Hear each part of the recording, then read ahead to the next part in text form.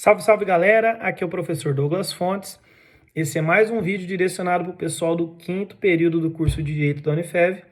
Diante da pandemia, estamos nós aqui no Microsoft Teams, no horário de aula, nas nossas reuniões Tira Dúvida e aqui no YouTube, para que a gente possa fazer a inserção do conteúdo, a inserção da matéria, para que ninguém tenha prejuízo no conteúdo desse semestre. Então vamos lá, pessoal, medidas cautelares e liberdade provisória. Vídeo 1. Vídeo 1 porque eu acredito que nós não vamos conseguir falar tudo que foi planejado para esse tema, para essa matéria, em apenas um vídeo. Então vamos lá, pessoal. Primeiro ponto das medidas cautelares e da liberdade provisória, nós precisamos entender como que funciona isso, tá? Basicamente, vamos entender mentalmente como que funciona esse procedimento. Vejam bem, turma. Quando uma pessoa, por exemplo, tá agora... Exemplo, caso hipotético, ela é presa em flagrante delito. Se uma pessoa é presa em flagrante, não esqueçam que em 24 horas, de acordo com o pacote anticrime, a pessoa tem que ser colocada na presença de um juiz para audiência de custódia, para verificar a legalidade daquela prisão, para verificar se a pessoa não sofreu maus tratos, todo aquele raciocínio.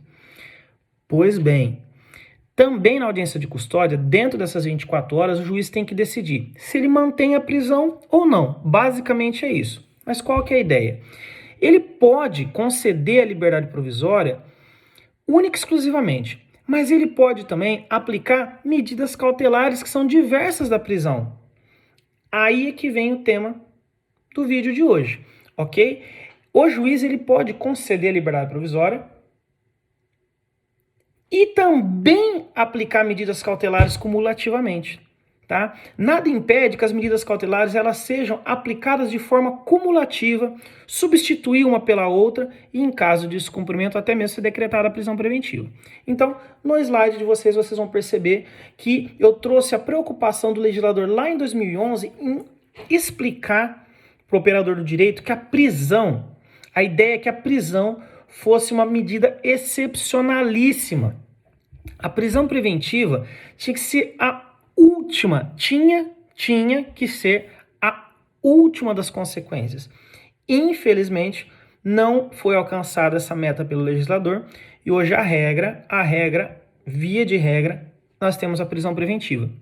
Acredito até porque a sociedade está um pouco cansada de tamanha impunidade, tamanhas críticas contra as políticas criminal e social. Então, acabou gerando no Poder Judiciário esse, entre aspas, costume de, na dúvida, estar se mantendo a prisão preventiva. Infelizmente, essa é a realidade que muitos doutrinadores criticam e muitos estudiosos do direito criticam, ok? Mas, superado isso, nós temos que entender qual que é a meta. A meta é que a prisão preventiva seja medida excepcionalíssima. Por quê? Eu posso conceder a liberdade provisória, se não, a liberdade provisória não é suficiente para coibir a pessoa, ok? A impelir que ela pratique novos crimes, ou para que o Poder Judiciário possa fiscalizar a sua conduta. Aplico medidas cautelares. Por exemplo, restrição de repouso noturno, então a pessoa tem que estar na sua casa durante o repouso noturno, ela não pode sair da comarca que ela reside, ela não pode frequentar determinados locais. Eu já vi restrição de uso de internet. Por incrível que pareça, eu já vi o juiz restringir a pessoa que estava sendo processada de usar a internet, porque a polícia identificava que se ela tivesse acesso a um computador, à internet, ela poderia efetivamente adentrar a mácula de impedir uma investigação mais adequada, até burlar a prova. Tudo bem? Então, esse era o raciocínio, esse é o critério que eu queria colocar nesse primeiro slide para vocês. Então, pessoal, outra dica que eu coloquei lá no material é que essas medidas cautelares, muitas vezes, vocês vão perceber que os doutrinadores vão falar o seguinte, acabou sendo um plágio das penas que eram aplicadas pós-condenação. Por exemplo, em regime aberto, onde a pessoa não pode sair de casa durante a noite, não pode sair de casa aos finais de semana, ela tem restrição de alguns locais onde ela pode ir. Então, acabou se adiantando aquela pena que seria para o futuro. Tudo bem? Esse é um raciocínio. Superando isso, nós concluímos que o artigo 282, inciso 1 e 2, ele traz uma ponderação. O juiz tem que analisar a necessidade das cautelares e adequar essa cautelar de acordo com o caso em concreto. Ok? Isso é muito importante. Não esquecendo que as medidas cautelares elas podem ser aplicadas de forma isolada ou cumulativamente. Ok? E o juiz ele pode decretar essas medidas cautelares de acordo, tá, com o pedido da parte. Ok? Só que antes do pacote anticrime, falava inclusive que ele não poderia decretar de ofício, ok? Hoje entende-se que sim, tá? Entende-se que sim, o juiz pode sim decretar de ofício, tá? Isso vocês vão verificar também no material de vocês, tudo bem? Principalmente na fase pré-processual, tudo bem? Vamos lá. Outro ponto, tá? Nós tivemos várias mudanças no artigo 282, tá? Tivemos várias mudanças no artigo 282, que é muito importante nós analisarmos essas mudanças de acordo com o pacote anticrime, tudo bem? Eu disponibilizei o material para vocês, para que vocês possam ter acesso a isso, tá? E, basicamente, a maior preocupação do legislador é que o magistrado não pudesse agir de ofício de uma forma descontrolada, tá ok? Tanto que no parágrafo 4º, foi observada a retirada da possibilidade do juiz agir de ofício. E agora ainda mais no que tange a substituição, imposição ou cumulação da medida protetiva. Só não se afastou a possibilidade do magistrado agir de ofício quando ele resolver que não é mais necessária a manutenção da medida cautelar. Então, quando o juiz entender que não é necessário manter uma pessoa numa restrição cautelar, ele pode sim agir de ofício e retirar isso. Tá? Aqui se verifica, inclusive, que o magistrado pode substituir de ofício a cautelar, contrariando em tese o disposto no parágrafo 4º. Mas se você fizer uma leitura sistêmica e topográfica do dispositivo, você vai concluir que aqui ele pode abrandar o rigorismo da cautelar imposta. Só que o detalhe é que agora as partes podem pedir a revogação ou a substituição da medida cautelar. Isso está expresso na lei. Tudo bem? Detalhe, tá? Nesse novo contexto legal também, existe um prazo de 5 dias para a parte se manifestar sobre o pedido de medida cautelar requerido pela parte contrária. Então, por exemplo, se o querelante ou o Ministério Público vai lá e faz um pedido de medida cautelar, a defesa é intimada para se manifestar naquilo. Lógico, tá? Se aquela medida for de urgência e se a manifestação da parte contrária colocar em risco a aplicação daquela medida, o juiz ele pode se abster disso. Tudo bem?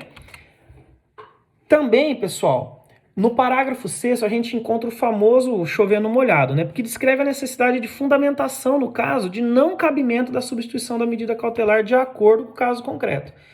Isso já é explicitado, inclusive, na Constituição Federal, porque lá fala que toda decisão judicial deve ser devidamente fundamentada. E nós temos também o novo artigo 283, que novamente chove no molhado. Porque é importante você entender a preocupação do legislador em alinhavar o descrito na Constituição Federal. Mas acaba sendo desnecessário, tá? Porque você trazer novamente a discussão do que a pessoa tem que fundamentar e aquela discussão da prisão em segunda instância acaba sendo chovendo molhado. Tudo bem, pessoal? Aí, os pressupostos para aplicação das medidas cautelares. Vocês vão ver no slidezinho de vocês lá, um slide com partezinha amarela em cima. Primeira coisa, necessidade de aplicação da lei penal. Então, por exemplo, o infrator está ameaçando fugir. Depois, preservar a instrução criminal. Quer dizer, sempre que o infrator possa estar ameaçando a regular a instrução do processo. E em casos específicos, para evitar a prática dessas infrações penais também. Esse é o contexto das medidas cautelares. Tudo bem? E uma pergunta, é necessário que haja prova da materialidade e indício da autoria? Gente, isso só acaba sendo necessário perguntar na fase pré-processual, na fase inquisitorial, porque esses requisitos eu já tenho no processo para poder iniciar o processo. Sem esses requisitos eu não posso iniciar o processo penal, tá ok? Só que aí eu falo para vocês, a doutrina não é unânime se é necessário ou não. Tem quem entenda pela necessidade, quem entenda pela dispensabilidade. Quem entende pela necessidade, tá aqui da primeira tese, alega que é indispensável num Estado democrático de direito não podendo ninguém ser privado de qualquer dos seus direitos sem um mínimo de base fática. Só que quem é contra isso defende que nós temos a prisão temporária, que é a prisão investigativa, que ela serve exatamente para isso, para que eu possa efetivamente verificar a responsabilidade penal da pessoa. E aqui eu cito o livro do professor Renato Brasileiro, tá?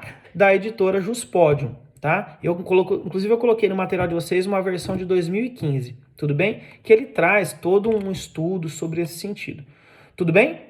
Então, pessoal, seguindo o raciocínio, porque vocês vão ter em sala de aula, em termos sintéticos, a gente pode definir o seguinte: para aplicação de uma medida cautelar diversa da prisão, é necessária a presença do fumus comissi delicti, quer dizer, prova da materialidade e indícios de autoria, e o periculum libertatis, que é o risco que a liberdade plena do infrator gera. Então, eu posso decretar prisão preventiva, sim, mas eu posso também aplicar medidas cautelares diversas da prisão.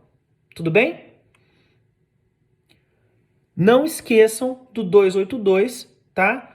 Onde o juiz foca nisso. 282, o juiz pode, de ofício ou a pedido das partes, aplicar medida cautelar, tá ok? Não esqueçam, parágrafo 5º, vamos lá, olha. Quando a oitiva prévia possa frustrar a execução da medida cautelar, a parte contrária só será ouvida após a execução da medida, pois nos termos do parágrafo 5º do 282, poderá requerer a sua revogação. Não esqueçam disso, tudo bem? Então, pessoal, esse é o raciocínio, tá? E agora, e se a medida cautelar for descumprida? O que acontece? O juiz ele pode substituir aquela cautelar, ele pode cumular com outras cautelares, e em casos mais graves ele pode até mesmo decretar a prisão preventiva, tudo bem? Eu coloquei um mapa mental para vocês, falando das medidas cautelares, falando de como que funciona e quando que o juiz vai poder aplicar ou não, tudo bem? Não esqueçam também do que nós discutimos na súmula vinculante número 11, que é a questão do uso de algemas. Lembra? O juiz, se for necessário utilizar algemas na audiência, o juiz tem que fundamentar o porquê da necessidade do uso de algemas naquele ato, tá ok? Sob pena de ser responsabilizado civilmente e penalmente. Tá ok, pessoal? Então, nós ficamos por aqui nesse vídeo. Próximo vídeo vamos falar da prisão especial, tudo bem? Um grande abraço, beijo no coração de vocês, até mais!